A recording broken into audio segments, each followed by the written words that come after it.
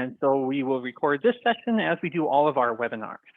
And we post those out onto our website. Under the resources heading, we have a webinars page, and we have all of our archived sessions of webinars we've held before. Something new that we're doing this year is if you marked as such in your registration, we will also put this recording in our LMS, the Learning Management System, so that way you can watch the recording through there. You'll kind of have a list of all the webinars you participated in. And if you log in, you'll actually just be able to click the little completed button on that recording, and it'll generate a certificate for you as well.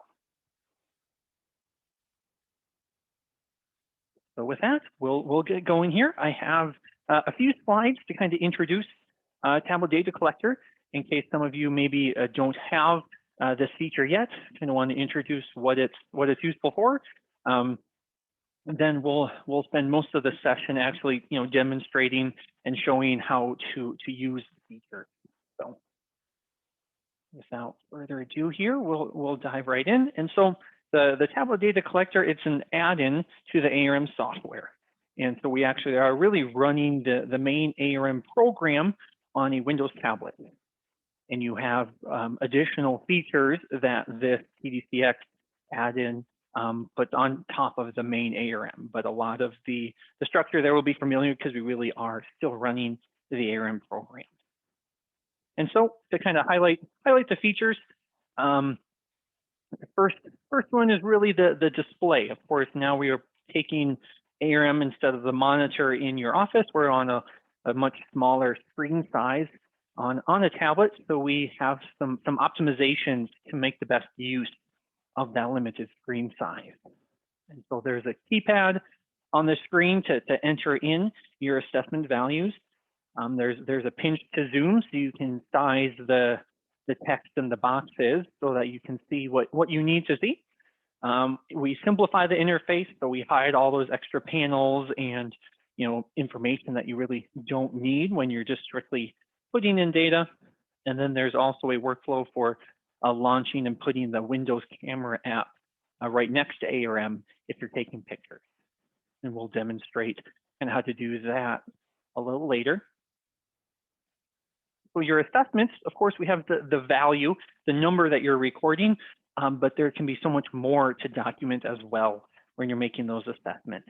And so you can record GPS coordinates for that value. You can take a picture of that plot or specifically that assessment. You can mark the plot as damaged if something happens and you have to throw out that value that you're recording. And then there's also kind of an open text comment that you can put in any kind of notes that are needed for that assessment. So all of those components are pieces of information you can put into ARM. And so of course, with the TDCx now, while you're in the field taking those notes, we can enter in directly this type of information as well. There's some efficiency gains here as well with the TDC. There's shortcut keys. You can see here on the left side of the keypad. And so if you can, for example, here we have the 100 with the little enter symbol. When you press that key, it'll put in the value of 100 and automatically, press enter for you basically to move to the next cell. So a nice quick way to automate some of the data entry and limit the number of key presses you would need to have for some of those kind of obvious assessments. There's also a cursor order that lets you define how you move through the different cells in that table for entering the data. So that way you just have to press enter and TDC knows where you're going next. So you're not constantly finding the right plot and the right column number to put in a data point. And of course, as we said, we actually do have the ARM trial here that we're entering information directly into it. So any other trial information, documenting application details, things like that, you could do on the TDC. It doesn't have to just be the assessment value. Anything else that you document in an ARM trial, you have right here on that tablet if you wanted to document.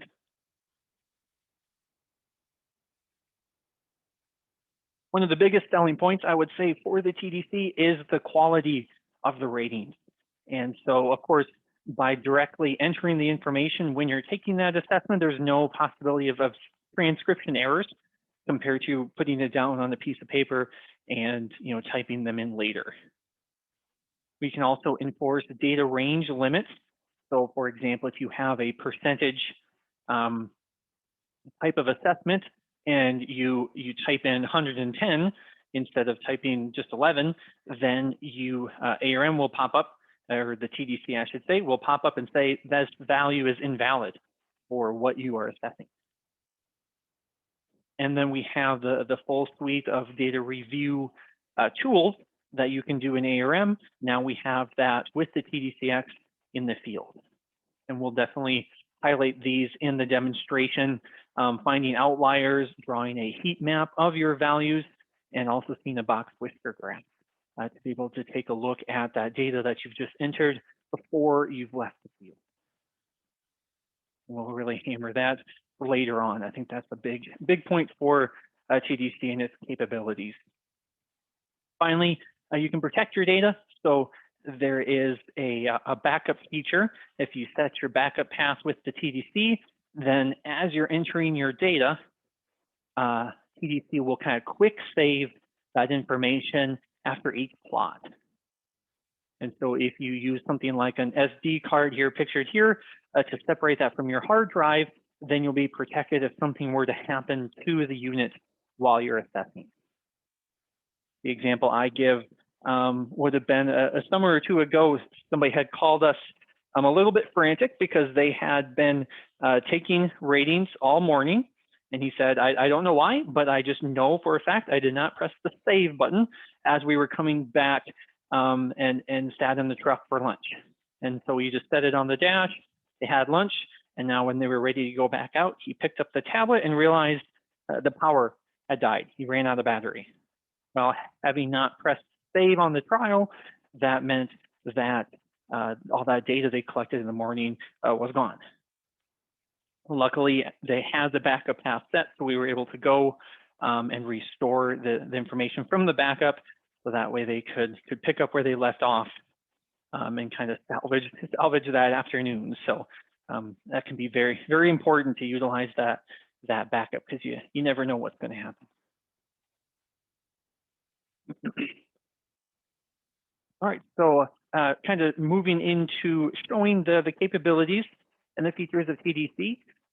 We can record the GPS coordinates, and actually there's kind of two different spots that you can do this. So we have the file corners in your site description that you can document the GPS coordinates of. And so here are this dialog, and we'll kind of show it live as well. You can walk to that corner of your trial and use your device's GPS coordinates to record the different corners of the map. And you can also do this with the individual plots, as we had mentioned earlier, with the assessment. So when you're taking the assessment, you can record GPS. And again, that's going to read the location of your device that you're holding in your hand and get the GPS coordinates up.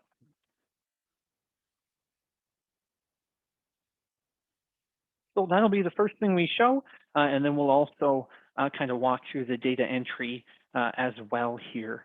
So I'm going to toggle over to my ARM, which again, really you install the ARM program, and if your license has the TDC add-in, as I do here, then we will see some additional features and options here. So if you look in the navigation bar, when I'm in a trial now, I have these items that you would typically not see in your standard ARM, kind of indicating we have the TDC activated here. Those are also available from the tablet menu at the top. You'll also find some on the properties panel of the different editors. In this case, I'm in the site description, and so there is a big button here to record GPS. And that is what I will start with now. To show this tool here. So we're going to load, essentially this will load our trial map. So it draws the trial map to scale. So based on the length and width of your plots and the way you set up your trial map, now we get that image here on this dialog, and we can choose whichever corner that we are standing at the moment. And then on the right, we see this is my device's current location. And so, of course, I am in the office here with the laptop, so it's not particularly accurate, and I can't move around a whole lot. Otherwise, I'd walk to the other corner of the office or something to show moving to different corners. But the best I can do is wiggle the laptop a little bit to get that GPS location to change. But this is really reading just through Windows. TDC is just asking Windows, what is this device's location? So if your unit has GPS integrated, it'll use that receiver to find the coordinates. You can also use like a Bluetooth. You can buy like a Bluetooth GPS receiver pretty cheap on like Amazon or something to get GPS if your device doesn't have that, and that they'll just automatically use that device instead.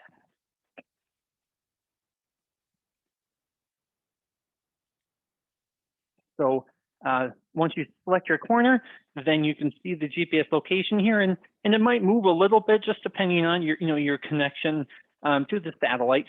And so usually I kind of stand there and wait just a second until it kind of settles down. That accuracy can change as well until you get it settled to where you would want it. And then once you're ready, you simply press this record GPS button. And it just takes those coordinates that is read from the device, and we'll put it into this table here. So for the lower left, it also will mark down the accuracy and the altitude if it has that information. I do see a question here. Somebody said that they do not see the GPS coordinates on their window. So do you mean this button here to record the GPS, or specifically your GPS location on this dialog isn't showing up? If you don't see this button, that would be the add-in for the TDC. It sounds like you do have the TDC, and it's just the location. So I would check with your device, number one, to see if your hardware has the GPS receiver, as part of the unit. I know I have, even back when we had sold some hardware devices with TDC, one of the models that we had, we couldn't get the GPS receiver on it. So then we had found it was just a little square box, really. That was that GPS receiver, and then you could just put it in your pocket. It just connected via Bluetooth, and that might be an option. So if your location is blank, check your Windows settings to see if it if it says that there's a GPS signal, and you might need to look into maybe a receiver if your unit doesn't have GPS.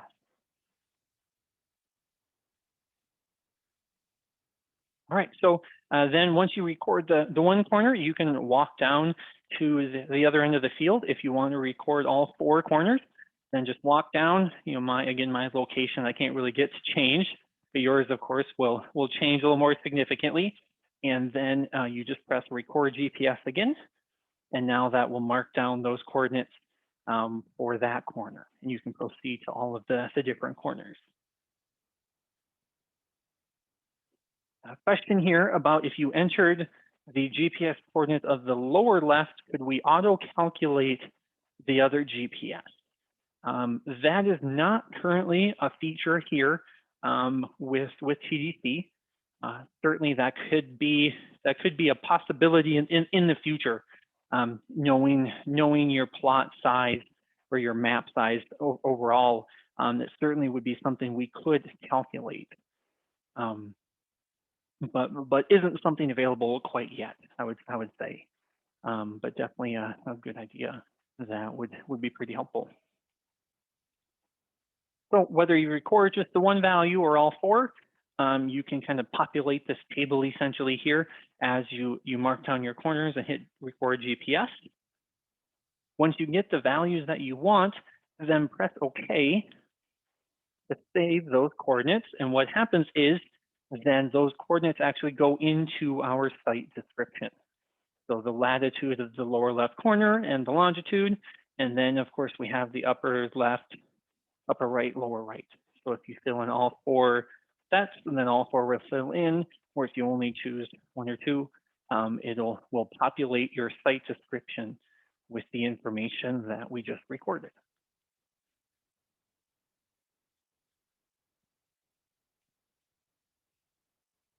So that's the, recording the GPS. We can also do that same, action of recording those coordinates for each assessment that we do. And we'll show that real briefly as we transition to taking data. So this is probably the most common tool of the 3 that you'll use with the TDC is to take data. And before we go with that, I've got a question here asking about synchronizing the tablet with your desktop. And so that's a great question. I'll have a short slide on that once we get done with the demonstration. Sounds like currently you're using a mobile phone hotspot to access ARM on the company server when in the field. So we'll kind of talk about that, the data flow. That's definitely a common question, and hopefully that'll help when we get there. And of course, if your specific case isn't covered there, we can kind of talk about the best way to do that. There's a couple of ways to get the data here. So we'll kind of put a pin in that, and if I don't quite cover everything, definitely remind me later on here. So here in the assessment data, we, again, on the properties panel, you'll see a brand new big button on that tablet for tablet data entry. And so this is really let's set up and our assessment for today. We're going out, we're in the field, and we're ready to take maybe 1 or 2 assessments. So in my case, I have a couple of different assessments that I'm ready to take today. So I've got 2 data columns. And so these, there's a little short wizard basically setting up for this assessment session, if you will. So kind of explaining these options, the first one is the sort order. So this is how the plot will be sorted in the data collection portion. So essentially, how am I going to move through my field or the different experimental units, if you're in a greenhouse or whatever. We want to set that so that way all we have to do is press enter and we'll move to the next plot logically instead of hunting and pecking for the right plot number for the one that works. And so the options include, we can sort by plot number, we could sort by treatment number, but the more useful option would be to leverage the assessment or harvest sort orders. And so this is a feature just that comes standard with ARM, not specific to TDC. If I click cancel here, when you look on the trial map, we have options for movement arrows. If you've utilized this before, this is essentially a way to specify how you will move through the field. I'm actually going to change I'm going to turn off my true scale just so we can kind of demonstrate this a little better. So the movement arrows, we have an assessment order and a harvest order, essentially to define how you would move through the field. So in this case, I've chosen serpentine within block. So I'm going to start at plot 101 and then move to 102, 103, all the way down.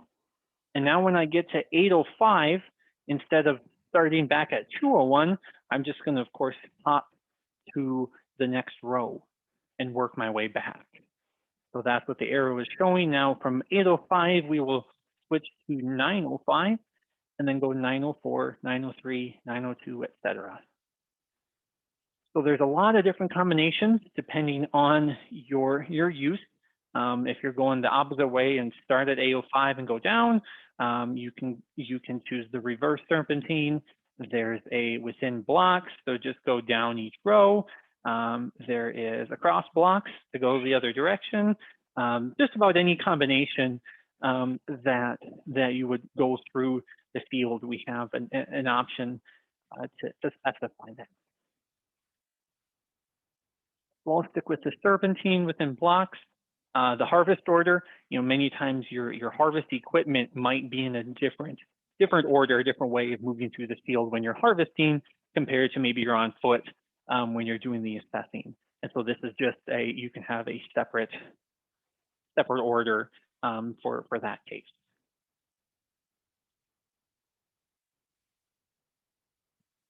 So we would want to set the assessment order on this trial map, and then we can utilize this order in the data entry. And there's a question about this. So when exporting data to an Excel rating shell, will the serpentine export do that? I would have to check the options on that export little wizard when you're exporting out to the Excel rating shell to see if that does. I would guess that it would, but we could double check to see if there's an option to define your plot sort or something like that. All right, so now that order is defined, let's go back to the tablet data entry, and we will see in that stored order, we can choose the assessment. So now, and it kind of tells us to remind us what we chose, serpentine within block. So once we get to that, was it 805, we'll switch over to 905 and work our way back. That'll be the order that our plots are. So we can enter the data in that same order that we're taking it. The next option is the cursor order. So this is really significant if you are taking more than one assessment in this session. And so, thinking about our columns, data columns 2 and 3, we're going to take both of them now. There's a few different ways that you may be recording the data. And so I've got actually a brief little video here in my slides to kind of show the different options.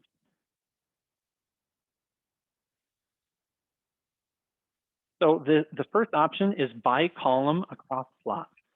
And this one's pretty straightforward, that essentially we will just work with the first column that we chose, in this case, column 3, and we will just do all of the plots in that assessment. So I'm going to take my rating, I'm going to walk through all of my plots and do one assessment. Then I'm going to start over and start on my first plot again and do my next assessment. And so we'll just go down each column as we go. Well, maybe that's a lot of walking if it's a big field and I don't want to walk through my field multiple times, then we could choose one of these across columns. So that way we can stay at our first plot and take the assessment, each assessment at plot 101, and then move to the next plot and do both assessments. So that would be the across columns option. But if you are doing subsamples, there's kind of two different ways to handle the subsample. So let's show this one. In this example I'm showing here, I've got 3 subsamples for both of my ratings. We'll kind of compare these other options. If we choose across columns within plot, now we will stay at plot 101, and we will take all 3 subsamples for our first assessment.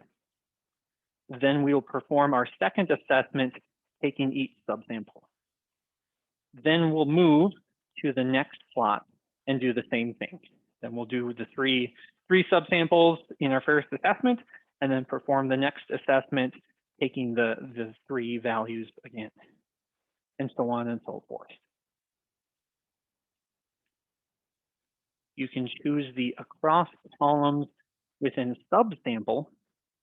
Now, if we're going to choose within subsample, maybe you actually take your subsample and perform all of the assessments on that subsample, and then proceed to the next subsample.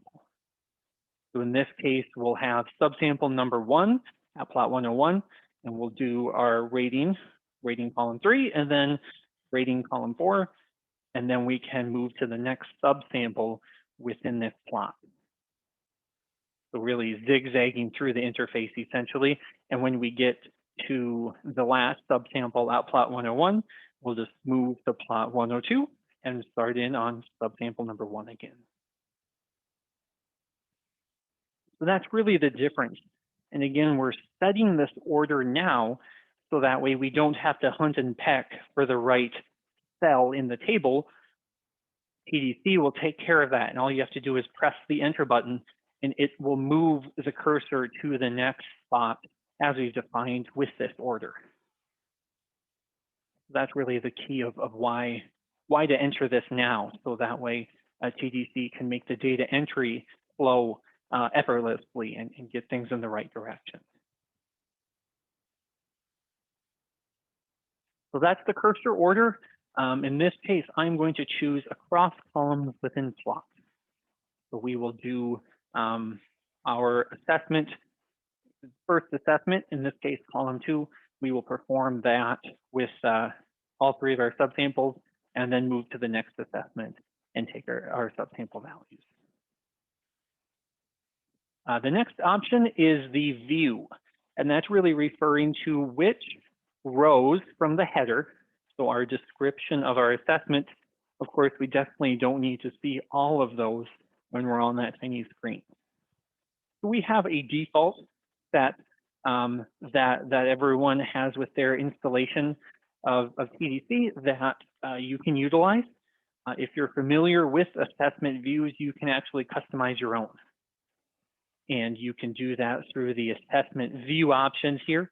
You can choose which rows you'd want to see and then give that view a name, and then you can choose it here. So I've done that before. We won't really show all of those details of how to create that, but the easiest thing is to just start with the default, and you can always adjust that if need be. Next, we choose the assessment data column. So this is what assessment columns from this trial are we currently going to rate? Which ones should we work through?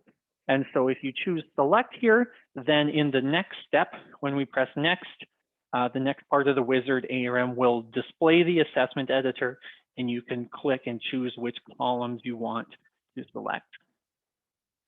Or if you know right now what column numbers, and in our case, I can see right here, I'm going to want 2 and 3. You can simply type in the columns that you want. Or again, you could leverage the view. If you have like a filter applied on your column view, then whatever columns are currently visible on the editor, you can utilize those as well. All right, real quickly through some of these other options. Typically, you can just kind of run with the default display treatment. Keep this off if you want a blind assessment. Otherwise, the column with the treatment number, if you turn this on, will then display. So you'd have plot number and treatment number visible while you're taking the assessment. You'll want to turn off the automatically recalculate after edits. If you have any data columns that are calculated columns, if this option was on, then ARM is going to be recalculating every time you put in a value. And that just slows the system down without really any need to have those calculations since we're just entering the data. The optimized screen layout, that's going to minimize the navigation bar and shrink things to kind of maximize what we have available on the screen. So that's always good to use. The shortcut keys, we showed those on the slide. If you don't use them, you can turn them off here. The record current GPS location when entering assessment data.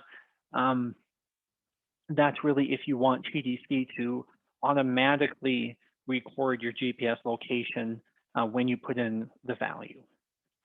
And we'll show you can manually do that, and that might be a little easier, at least when you first start out. The camera app, we'll demonstrate that kind of the second go around. We'll skip over the picture taking this first time. And then the last option, which I'm not sure if I'll be able to demonstrate through Zoom or not, but when you press on the keys, there's actually a small little click sound. And so that can be helpful as you're taking the data, just to be able to hear that feedback in case you miss a key or double type a key, you might be able to hear that clicking sound to line that up. When we press next, there's one more set of options. This is related to the picture workflow. So we'll cover that here in the next go around. So we'll kind of gloss over that. Question here about the GPS. What happens if you were to come back in 1 week to overwrite the GPS? That would only be if you are assessing the very same data column and you're in here typing over top of the data column that you have. So to kind of show that really this GPS value here is specific to the assessment that we have. So if I were to, here in column 3 for plot 101, if I press this button to set GPS, I'm going to record these coordinates specifically for column 3, plot 101.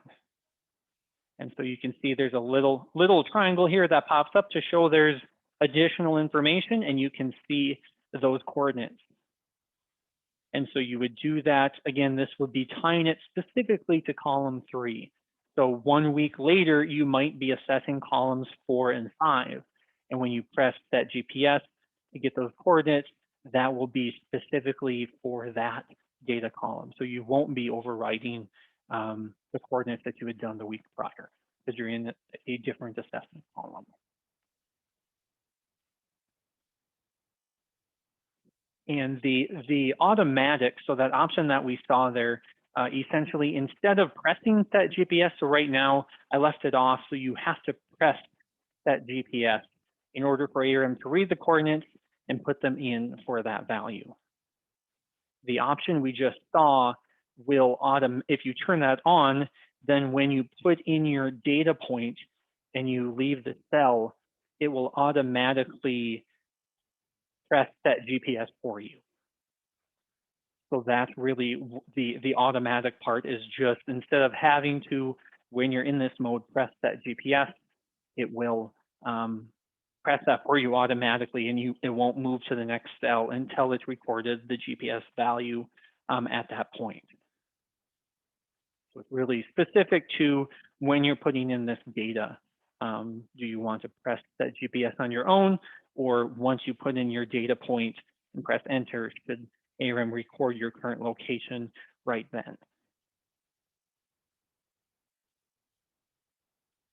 I'm just going to clear these out just so we don't have them writing along as we kind of show the cursor order here. So great question with that GPS here. Hopefully that's helpful to kind of see where that is. Again, it's specific to the data cell, that this plot that we are looking at. So now here we have our interface. You can see, the navigation bar went away. We have fewer rows of our header being displayed. If you want to change that, there's a little button here that'll pop out, so a little easier to hit with a finger to change the size of your screen and get things fitted the way you would want. You can change the size of your keypad as well. There's a button here that will let you make this a little taller or shorter to fit the height and the width of your tablet.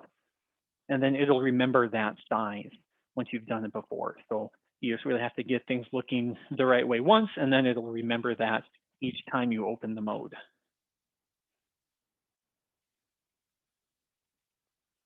So starting at plot 101, and we have our data columns that we chose. In my case, I've got 5 subsamples for our first assessment, and then just 1 subsample for our second assessment. So just to kind of reiterate that cursor order, I can type in my assessment and then press enter, and it will automatically move the cell, move the cursor to the next cell as we defined in our cursor order. And in this case, we wanted to go and cover all of the subsamples in our first column before we move to the next assessment column. So then we can take our next rating and we'll move that value again. And I'm not sure if that click will come through Zoom, but each time I press this button, there's a small little click that occurs. I'm leaning in here to see it. At least my mic will pick it up from my computer, but it'll give that feedback. And so if I keep entering my numbers in here, now we have reached our 5th subsample. And so it will move, when I press enter, we will move to column 3, plot 101. And there's actually a little ding. Again, I'm not sure if that shows up in the recording or not, but there's a ding that is different from the click, but it's an audible sound, so you know, hey, we switched assessments. We've reached the end of our subsample entry for this plot. Hopefully that's where you are at, that you are at the right spot of entering data as you are recording. So then you can enter in your value. Here I've only got one subsample, so when I press enter, it'll move to plot 102.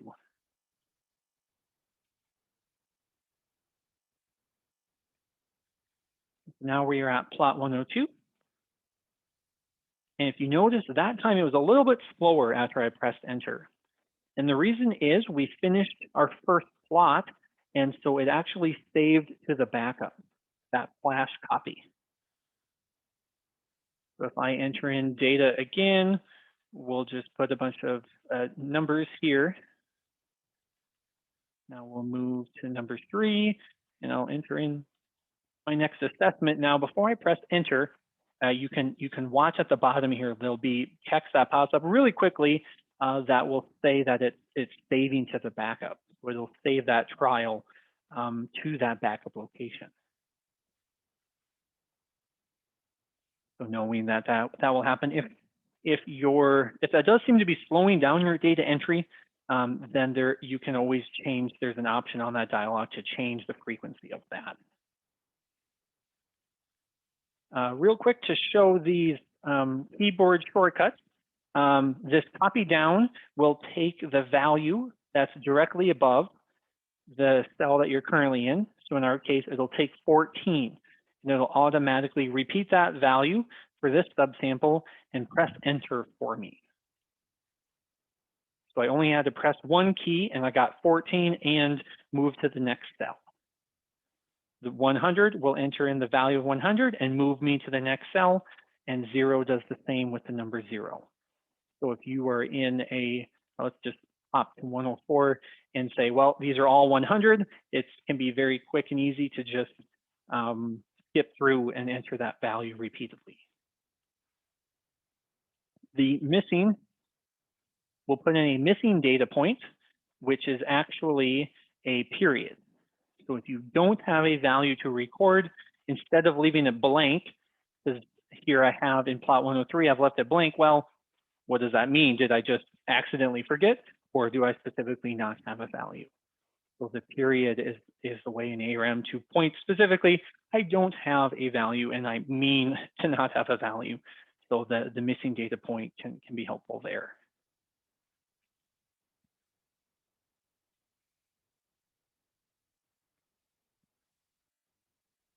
So let me exit this entry mode here, and I'm just going to maybe clear out this data that we have to demonstrate the pictures.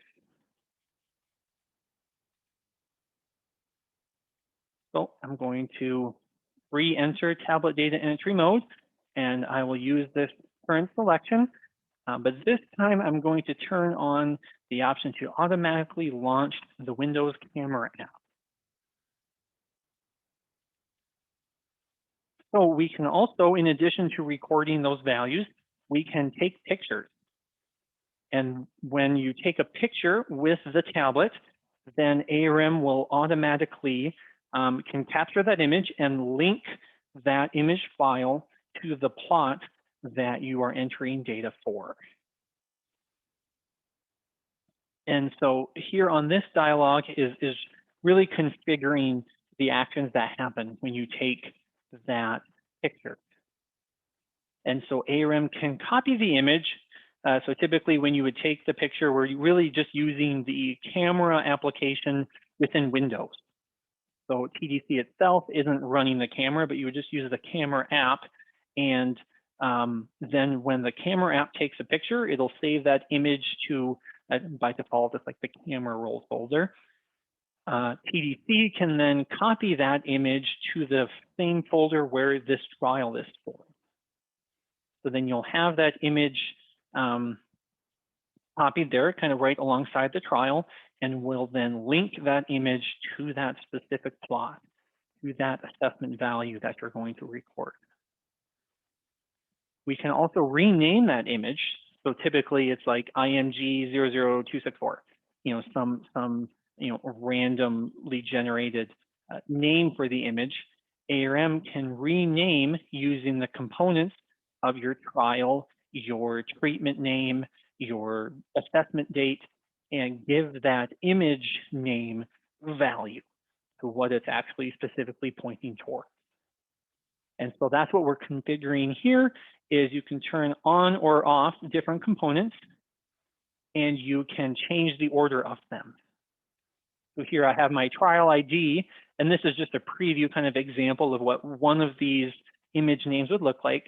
I've got my trial ID as the first component, and then I'm displaying the assessment date second. Well, I can move that if I want. So if I change this 2 to a 3, now it moves the date to the third component and treatment number is second. Now I have trial ID, treatment, assessment date, and then the plot number. And so you can adjust this to whatever order makes the most sense. Maybe I want my plot, maybe that should be first. Maybe plot, treatment, assessment date. And if you're taking images for each subsample, you could include your subsample value. If you are going to take pictures in more than one column, then you could turn on column ID.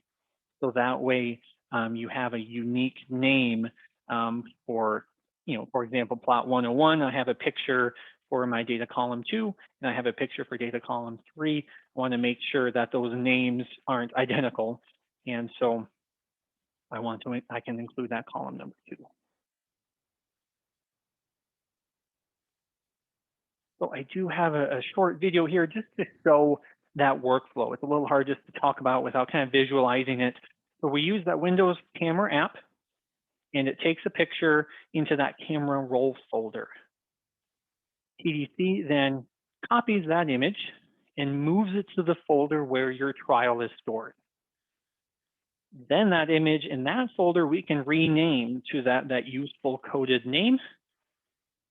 And the image itself isn't embedded into your trial, but it's just a link. So ARM will count that as an attachment. So the image will remain separate and not embedded in your trial, where your trial file itself will become very large, but you'll just have these list of images linked to your particular plot.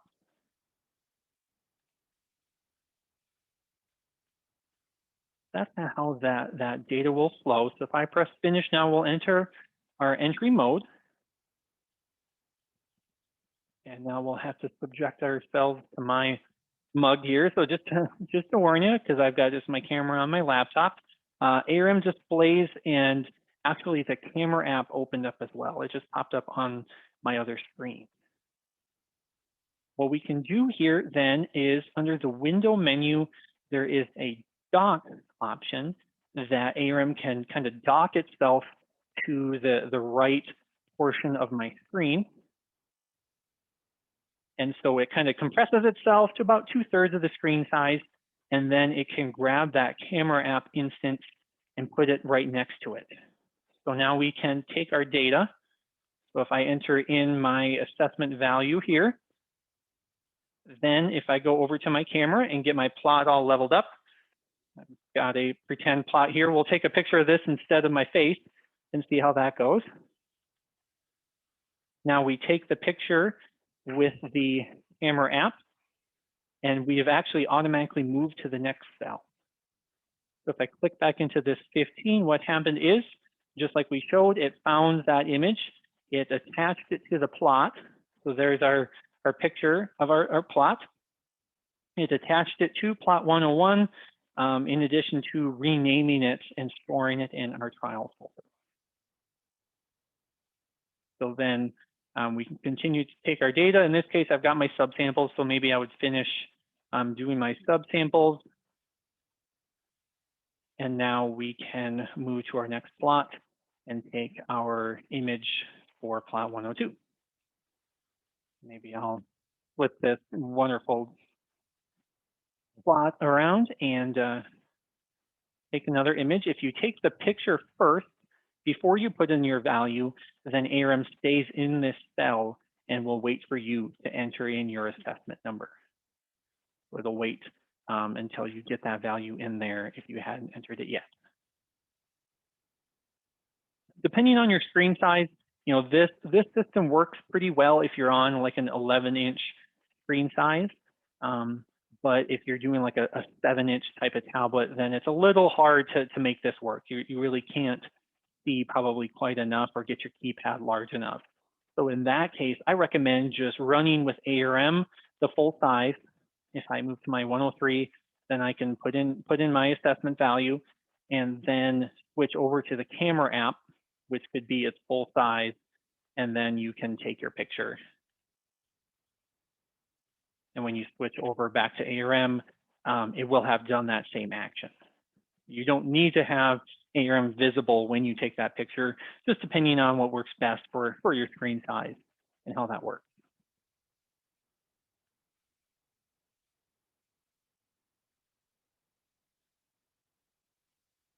That's really the workflow for those pictures.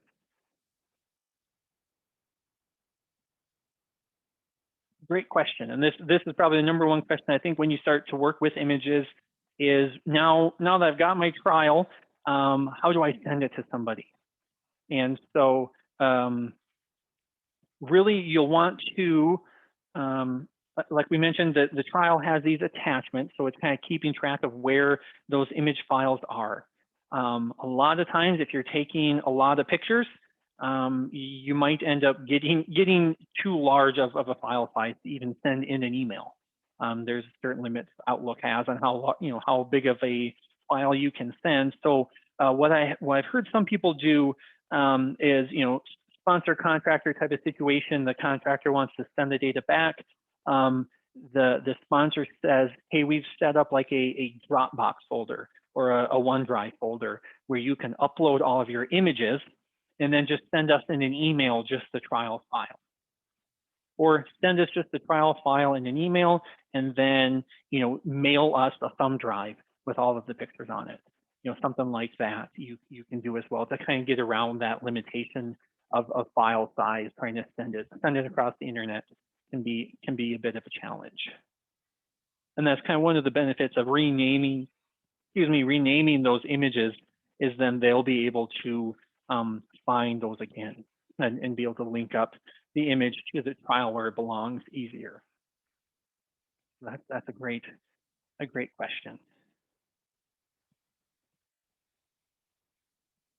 All right, so the last thing that I definitely wanted to cover, because I think it's the biggest selling point of TDC and the number one reason really why it's worth utilizing, is because once you've taken the data, we have all of the data confirmation, the data review tools that you have in your ARM.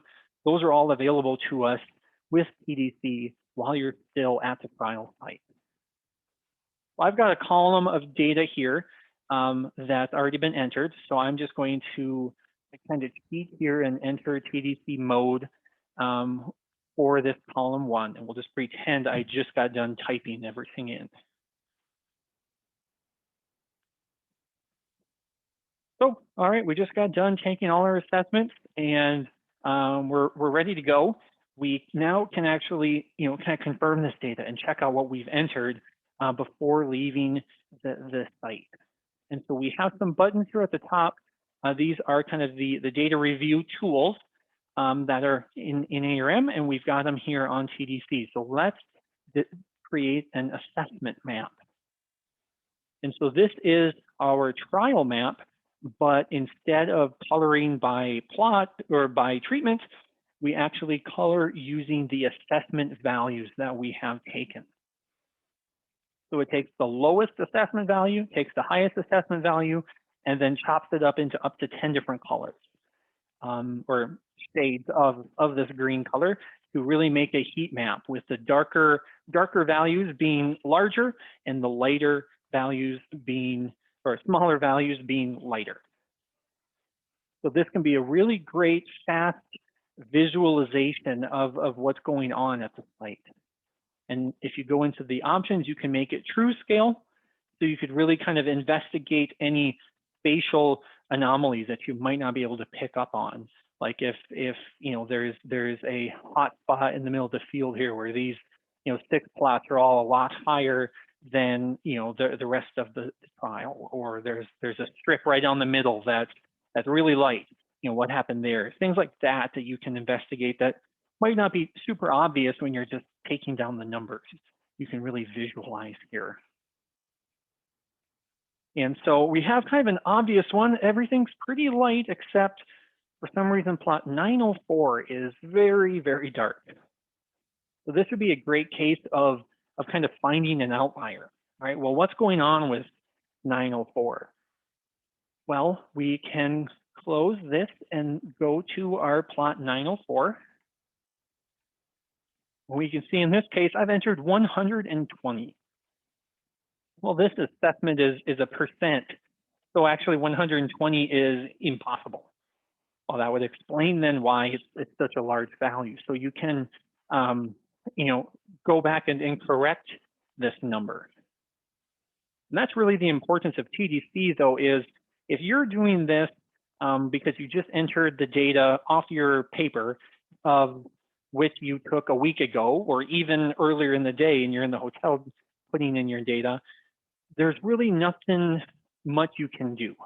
You know, for this case, 120, we know it's not valid, but does that mean it's supposed to be 12? Or is it supposed to be 20?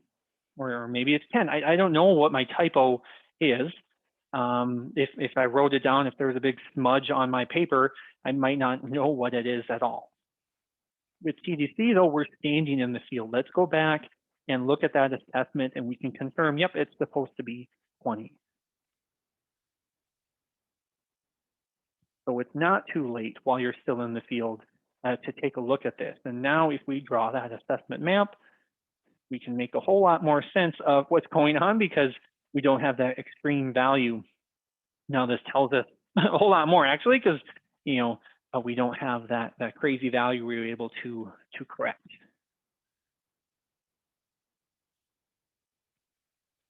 So now we could kind of check out plot 203. And actually, if you click on the plot, this actually turns on a color by current treatment. You can see how that treatment did in each of the different replicates. I like clicking just down one of the replicates to see how each treatment kind of fared. How consistent was that across the replicates? In this case, the second replicate here, something strange was happening. So we could go to plot 203 and take a look. And there's 203, we've entered 65. And so again, if we're looking at our piece of paper, do I remember what plot 203 looked like? You really don't know, and there's really not much you can do if this is after the fact. If you've left the trial site, there's not much you can do. And you know, you could either throw out the value if you're not sure if it's valid or not. You can mark it as damaged, and we can get rid of it. But that's gonna hurt your precision, and maybe that's not even valid because we don't know if it's damaged or just something very strange happened. And so with TDC, we can walk over, go to plot 203, and let's look. Is this 65? It is 65. Something weird happened at this plot. So we can get out our camera, we can take a picture, we can put in a comment and describe what we're seeing. And so that way, somebody who's looking at the trial later on could say, well, the 65, that's ridiculous. That I can't imagine that happened. Oh, except we have a picture and we documented exactly what did happen. So being able to have your data review, data confirmation tools out in the field before you've left the site can really improve the data quality that you have, whether it's just avoiding silly errors and typing things in, or in these cases where you could catch something that would have just went totally undetected until a week later when it's way too late to document and see what was really happening. We also have a box whisker here. I guess you could really utilize this probably to check the variation. The box height here for each treatment, you can see kind of if they were consistent or not. But maybe just depending on whether you even should be checking out the treatments at that point or not. Might have some uses and might not, but you can see some outliers. So here, the box whisker can calculate an outlier. And so in this case, it's calculated that if I hover over that, plot 705 is an outlier. So that might be worth checking out plot 705 to see if that value is odd. In this case, it's a 25, but if we're in the field, we may as well walk over and check it out.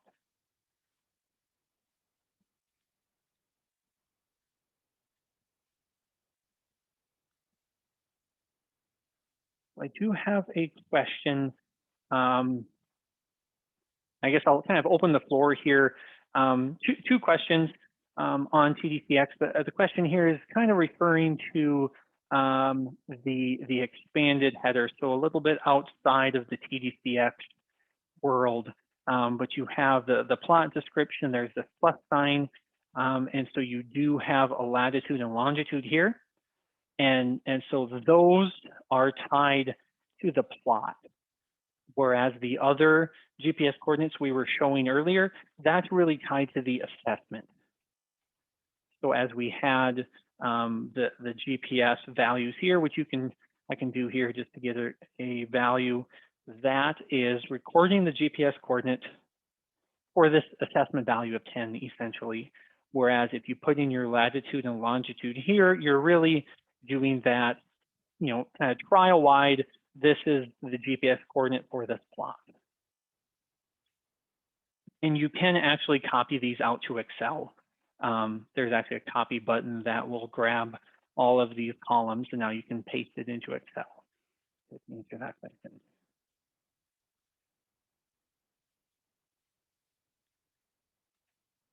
So those are really the main features of TDC. Kind of how to use the features. I've got a little bit long-winded, and so we're almost at the top of the hour. But I can hang around for as long as needed for questions. But I certainly want to be respectful of people's time. So if anyone has to get going, I appreciate you all joining us today, and we will send out the recordings later today for watching it again. But that said, if anyone has questions, feel free to fire those away. For those who can join, we can spend a few more minutes covering those. And I know I owe at least one of them here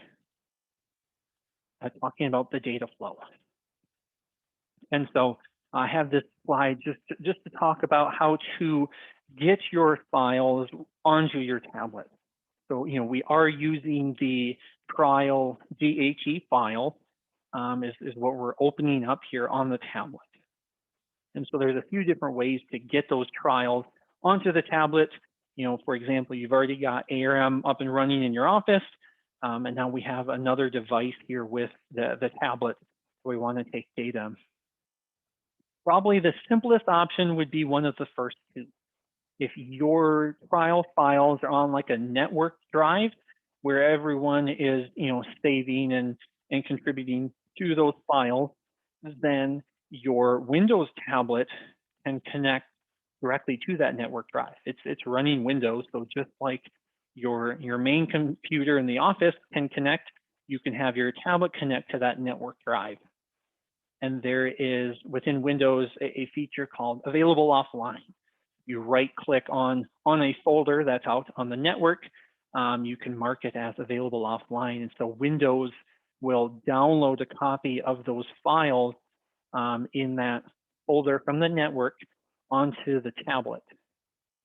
So that way, then when you leave the office and go out to the field and you don't have a network connection, those files that were in that folder are local, and you can then actually, open up the trial and take your data. The nice thing with that then is when you come back into the office, your tablet will connect to the Wi-Fi, and as soon as it connects to the network, Windows will automatically sync your changes back to the network. So Windows will take care of that for you as long as you just connect back up to the network. Cloud storage would be very similar. So something like Dropbox, SharePoint, OneDrive, things like that. Those services typically are already actually working locally. So you just kind of check your settings and you can tell a particular folder or all of your Dropbox folders to be saved locally.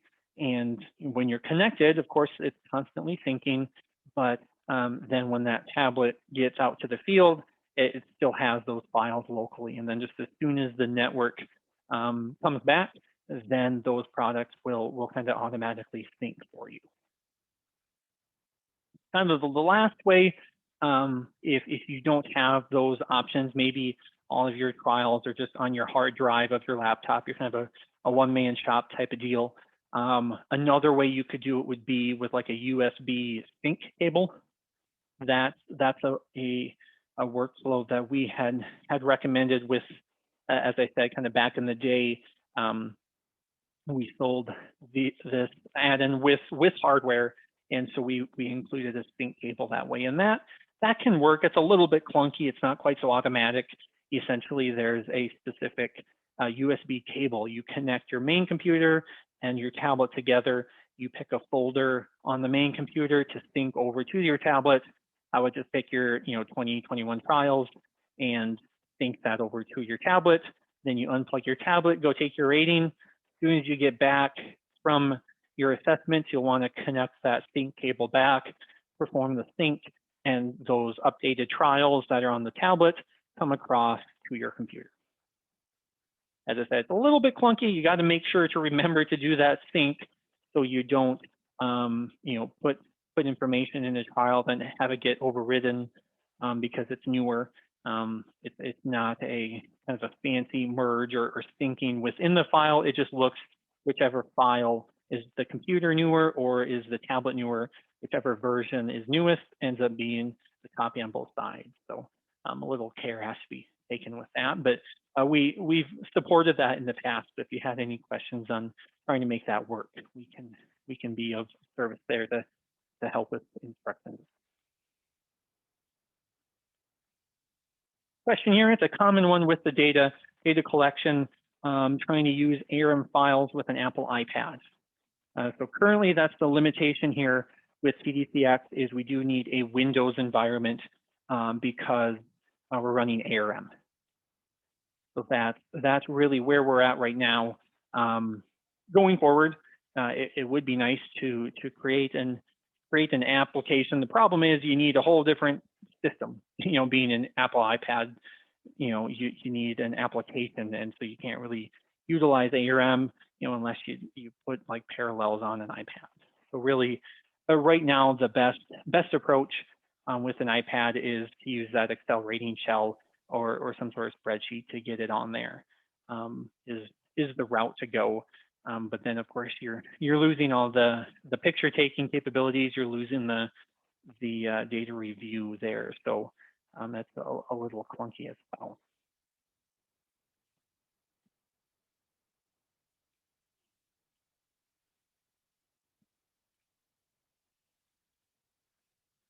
Really great questions. I have some slides. If there are any questions about licensing and how that works, we could always talk through that. I'm a big hardware junkie. I've alluded to it a few times, that we used to sell the TDC with hardware itself. And then we kind of rebranded to add more flexibility that you can choose your own hardware. And so we changed the name from TDC to TDCx. And but we still kind of keep tabs on the tablet market and what hardware requirements you would have. So if you're kind of a prospective TDC user, or looking to upgrade your hardware or something, you can get me talking. I can spend a half-hour phone call in the blink of an eye, start talking about hardware requirements and what you want to look for and avoid and all of that. So I've got a lot of information, and we have a couple of recommendations if you just have no idea what to pick, whether you want to to start that question now, or you can always shoot us an email to our support box, and you can have your ear chatted off by me to talk about what you might need. I've had people send me specs of, well, here's three tablets I found I'm going to maybe buy from Amazon or Best Buy, and just want to make sure that these, which one would work, type of thing. We've done that as well. So the goal, of course, we're just here to be a service for you, and so you can let us know if you're looking that route. We can kind of help with that as well. So